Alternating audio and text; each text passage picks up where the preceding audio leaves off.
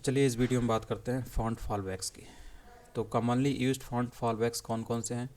तो 5 generic font families होती हैं जिनको एज बैकअप या फ़ॉन्ट फॉलबैक के रूप में इस्तेमाल करना चाहिए।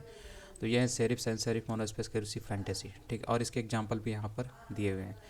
तो फ़ॉन्ट फैमिली में जब आप प्रॉपर्टी में ये वैल्यू डालते हैं, ठीक है, तो इसका क्या मतलब होता है? ये आप अपने तरफ से फ़ॉन्ट्स को दे रहे हैं, ये दोनों। ठीक है, तो पहले तो ब्राउज़र यानी डिवाइस इसको अप्लाई करेगा आपके कंटेंट के ऊपर, HTML कंटेंट के ऊपर, और ये मौजूद नहीं है तो इसको अप्लाई करेगा। ठीक है, और ये भी मौजूद नहीं है तो इस सेरिफ से कोई भी ब्राउज़र जो है कोई भी फ़ॉन्ट को उठाएगा इस सेरिफ फ़ॉन्ट फैमिली से और उसको आपके कंटेंट के ऊपर अप्लाई कर देगा। ठीक, तो इस तरीके से ये वैल्यू का मतलब होता है। ठीक है, जब फ़ॉन्ट फैमिली प्रॉपर्टी में जब ये वैल्यू डालते हैं तो इसका यही मतलब होता है। ठीक, और सेरिफ फ़ॉन्ट्स में कौन कौन से फ़ॉन्ट आते हैं? तो ये सब आपके दिए हुए सब सेरिफ फ़ॉन्ट्स में ही हैं। ठीक है, ये सब हैं जो एक्सक्लूसिवली आपने यहाँ पे दिया हुआ है। ठीक है, तो वो ये है, और जो ब्राउज़र या डिवाइस अपने से रैंडमली चुनती है कि कौन सा अप्लाई होना चाहिए, वो आपको यहाँ पे फैमिली देना होता है। ठीक, और उसकी उसी तरीके से सैंस सेरिफ फॉन्ट्स है, इसमें भी आपको दिया हुआ है। ठीक है, लास्ट में आपको सैंस सेरिफ भी फॉल बैक के रूप में यानी कि बैकअप के रूप में दिखता है। ठीक है, ये सब आप समझ लीजिएगा, इसमें कुछ है नहीं, कुछ भी नहीं है इसमें, बस केवल फ़ॉन्ट के बारे में बताया जा रहा है कि कौन कौन से फ़ॉन्ट होते हैं और कौन कौन से इंपॉर्टेंट होते हैं जिनका इस्तेमाल होता है। ठीक, उसके बाद आता है फ़ॉन्ट स्टाइल। फ़ॉन्ट स्टाइल का मतलब है कि आप अपने जो टेक्स्ट होता है उसको इटैलिक कर सकते हैं, नॉर्मल जैसे नॉर्मल होता है उसको इटैलिक कर सकते हैं, ऑब्लिक भी कर सकते हैं। और इटैलिक जो ऑब्लिक होते हैं, ठीक है, ये एक ही जैसे दिखते हैं, थोड़ा सा अंतर होता है।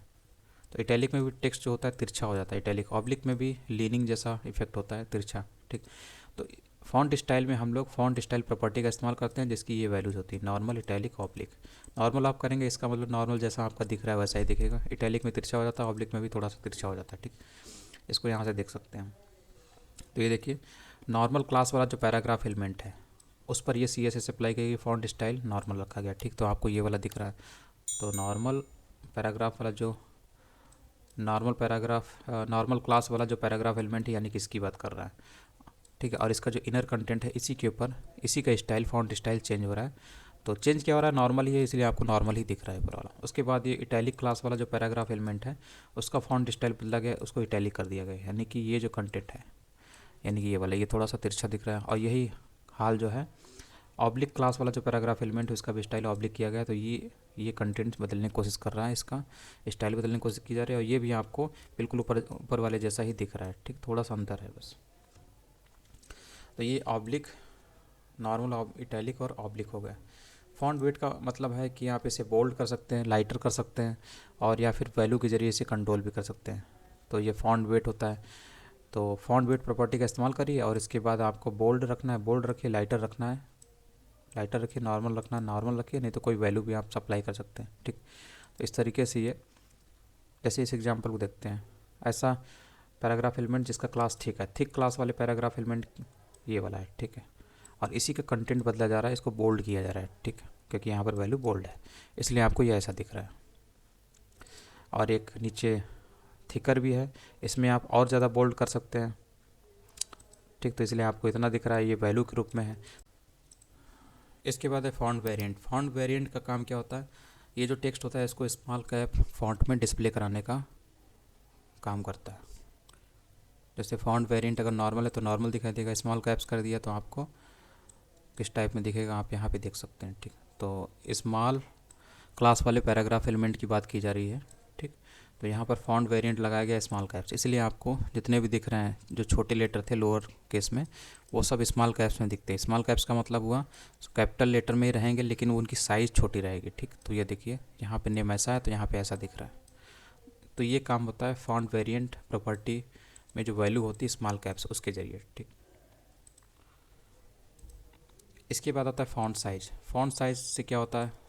टेक्स्ट की साइज़ चेंज होती है। ठीक है, यहाँ पर जो चीज़ लिखी वो ये लिखी हुई है कि आपको अगर आपकी जो डिज़ाइन है, मान लीजिए वेबसाइट है, तो वेबसाइट में अगर किसी टेक्स्ट को आपको बड़ा दिखाना है, ठीक है, तो आपको H1 हेडिंग, H2 हेडिंग, इन हेडिंग का इस्तेमाल करना है, इन एलिमेंट का टैग का इस्तेमाल करना है, ना कि आपको फ़ॉन्ट साइज़ का इस्तेमाल करना है। फ़ॉन्ट साइज़ का इस्तेमाल करके आपको अपने टेक्स्ट को बड़ा नहीं करना है, हेडिंग नहीं बनाना है। जो चीज़ पहले से बनी हुई दी हुई हेडिंग एलिमेंट उसका इस्तेमाल करना है अपने टेक्स्ट को बड़ा दिखाने के लिए, ठीक। अगर ऐसा नहीं करते हैं, अगर आप हेडिंग टैग का इस्तेमाल नहीं करते हैं बल्कि अपनी फ़ॉन्ट साइज़ जो होती है उसका इस्तेमाल टेक्स्ट को बड़ा करके दिखा कर रहे हैं, ठीक, तो इससे क्या होगा, आपका जो सर्च रैंकिंग है वो गड़बड़ हो जाती है। जो SEO है, सर्च इंजन ऑप्टिमाइजेशन, उसके हिसाब से ये काम गड़बड़ होता है। इसलिए आपको फ़ॉन्ट साइज़ के ज़रिए किसी टेक्स्ट की साइज़ को बड़ा नहीं करना चाहिए, अननेसेसरी बड़ा नहीं करना चाहिए। अगर आप सोचते हैं कि उसको बड़ा करके आप हेडिंग उसे बना लेंगे तो ये काम गलत हो जाता है, ऐसा नहीं करना चाहिए। और यही हाल आपका पैराग्राफ्स के साथ भी है, पैराग्राफ एलिमेंट के साथ। और इसकी जो वैल्यू होती है फ़ॉन्ट साइज़, इसकी वैल्यू हो सकती है एब्सोल्यूट और रिलेटिव साइज़। तो एब्सोल्यूट का मतलब है कि अगर आपको किसी डिवाइस यानी ब्राउज़र की फ़िजिकल साइज़ पता है आपको कि उसका डिवाइस कितना बड़ा है, तो आपको वहाँ पर एब्सोल्यूट साइज़ का इस्तेमाल करना चाहिए। और अगर आपको नहीं पता है तो आपको रिलेटिव करना चाहिए, ठीक।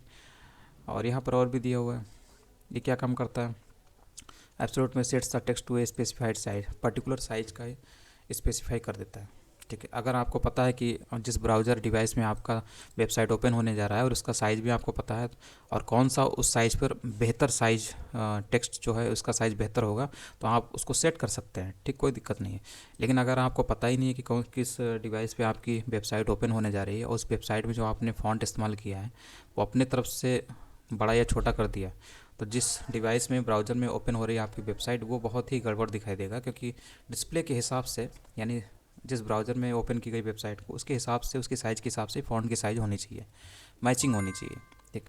तो इसीलिए जब तक आपको डिवाइस यानी ब्राउज़र पता नहीं है किस डिवाइस या ब्राउज़र पे आपकी वेबसाइट ओपन होने जा रही है, उसकी साइज़ के बारे में नहीं पता है, ब्राउज़र की डिस्प्ले की साइज़ नहीं पता, तब तक आपको एब्सोल्यूट इस्तेमाल नहीं करना चाहिए। तो इस हिसाब से जहाँ तक है कि आपको रिलेटिव साइज़ ही इस्तेमाल करना चाहिए, ठीक है, कि it allows the user to change the text size in browser.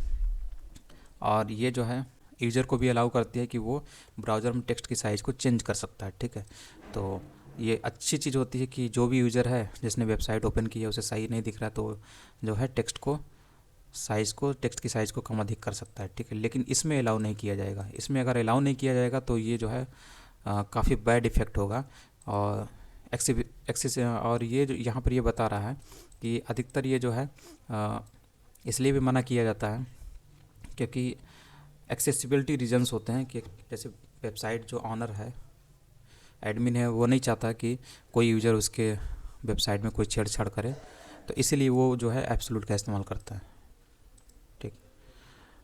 तो बहुत सारे रीज़न हो सकते हैं, हो सकता है सिक्योरिटी संबंधित रीज़न हो, तो अधिकतर जो है रिलेटिव ही इस्तेमाल होता है, क्योंकि ये जो है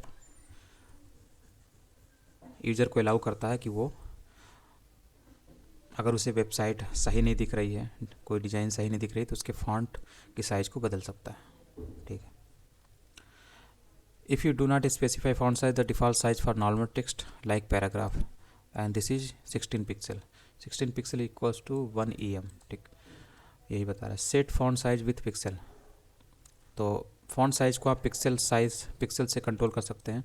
40 पिक्सल दिया, 30 पिक्सल दिया, ये सब फॉन्ट साइज़ है। कैसे कैसे दिखेंगे तो आपको यहाँ पे दिख रहा होगा।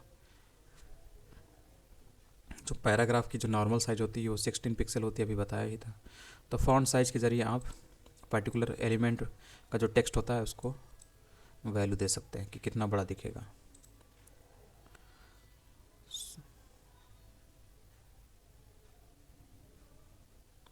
और ये भी बता रहा है कि अगर आपने पिक्सल इस्तेमाल किया तो आप जो है जूम टूल का इस्तेमाल कर सकते हैं अपने पूरे पेज को रिसाइज करने के लिए। अगर आपने EM इस्तेमाल किया है, जैसे ऊपर तो पिक्सल इस्तेमाल कर रहे थे, लेकिन यहाँ पर अगर आपने EM इस्तेमाल किया है तो इससे क्या होगा, to allow users to resize text like in browser many developers use EM instead of pixels. तो ब्राउज़र जो यूज़र है उसको ब्राउज़र में बहुत सारे जो डेवलपर होते हैं वो अलाउ करते हैं कि वो उसमें जो टेक्स्ट साइज़ है उसको बदल सके, रिसाइज कर सके। तो इसके लिए वो लोग पिक्सल को ना यूज़ करके EM का इस्तेमाल करते हैं। 1 EM जो होता है वो 16 पिक्सल के बराबर होता है और यही करंट साइज़ होती है, डिफ़ॉल्ट साइज़ होती है ब्राउज़र की। Size can be calculated from pixels to EM using this formula. और इस फार्मूले के जरिए जब से आप 16 से डिवाइड करेंगे तो आपको EM की वैल्यूज़ मिल जाएगी। जैसे कि मान लीजिए 48 पिक्सल है तो 16 से डिवाइड करिए तो आपको 3 EM मिलेगा, क्योंकि एक EM जो होता है 1 EM 16 पिक्सल के बराबर होता है। तो इस तरीके से आप इसको पिक्सल में कन्वर्ट कर सकते हैं या फिर इसको EM में ही रहने दीजिए, क्योंकि 1 EM जो होता है वो 16 पिक्सल के बराबर है अधिकतर ब्राउज़र में। ठीक, तो यहाँ पर वैल्यू दी हुई जी, आप EM में फ़ॉन्ट साइज़ जो है EM में दीजिए या फिर पिक्सल में। और यहाँ पर ये दिया हुआ है कि हालांकि यहाँ पे दिया था कि पिक्सल अगर आप इस्तेमाल कर रहे हैं फिर भी आप जूम टूल का इस्तेमाल कर सकते हैं पूरे पेज को जूम करने के लिए, लेकिन अधिकतर ऐसा देखा गया है कि जो EM है उससे जो है जो टेक्स्ट साइज़ है ब्राउज़र की, जो टेक्स्ट फॉन्ट टेक्स्ट साइज़ होती है उसको एडजस्ट करने में आसानी होती है, पॉसिबल होता है। We can adjust the text size in all browser. ठीक है, unfortunately there is still a problem with older version of Internet Explorer. हाँ, तो इंटरनेट एक्सप्लोरर पुराने जितने भी ओल्डर वर्जन है उसमें तो बहुत ज़्यादा एरर ही थी, तो उनको ये सपोर्ट नहीं करता। Text become larger than it should when made larger, smaller than it should when made smaller. Use A combination of percent and EM। ये भी बता रहा है कि ये जो प्रॉब्लम है जो कि इंटरनेट के साथ, इंटरनेट एक्सप्लोरर के ओल्डर वर्जन के साथ आई, इसको थोड़ा सा ठीक किया जा सकता है जब आप परसेंट और EM दोनों का इस्तेमाल करते हैं। The solution that works in all browser is to set default font size in percent. Solution यह है कि डिफ़ॉल्ट साइज़ को आप, जैसे बॉडी है तो बॉडी में ही सारे कंटेंट होते हैं, तो उसकी जो डिफ़ॉल्ट साइज़ है उसको आप परसेंट में दे दीजिए। ठीक, और बाकी को आप EM में दीजिए। जैसे बॉडी है, बॉडी में सारे कंटेंट होते हैं। ठीक, ये सब एलिमेंट बॉडी में ही है, तो बॉडी को आप जो फॉन्ट साइज़ है उसको 100% कर दीजिए। ठीक, और जो आपके एलिमेंट हैं उनकी फॉन्ट साइज़ को आपको EM में देना है। तो इससे क्या होता है, ये लगभग हर एक ब्राउज़र में सपोर्ट हो जाता है इससे। Our code now works great, it shows the same text size in all browser and allow all browsers to zoom or resize the text. तो सभी ब्राउज़र में सेम टेक्स्ट साइज़ का सेम साइज़ का text दिखाई देगा, और इसकी वजह से जितने ब्राउज़र हैं उनमें जूम का या रिसाइज करने का ऑप्शन भी मिल जाता है। तो ये अच्छा तरीका है कि आपको जो मेन कंटेंट है डिफ़ॉल्ट फॉन्ट साइज़, जैसे बॉडी का है तो उसको आपको 100 फॉन्ट साइज़ इस्तेमाल करना है परसेंट में, और बाकी जितने भी बॉडी के अंदर जो एलिमेंट हैं उनको आपको EM में इस्तेमाल करना है।